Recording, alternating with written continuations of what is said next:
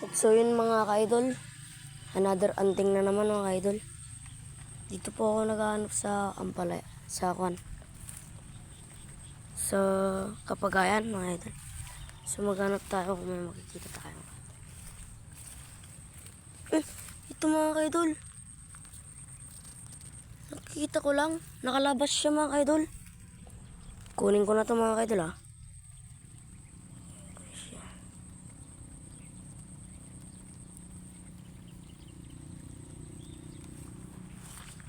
So idol, umulan na kasi, lalakasan na nito mga ka-idol. So yun mga ka-idol,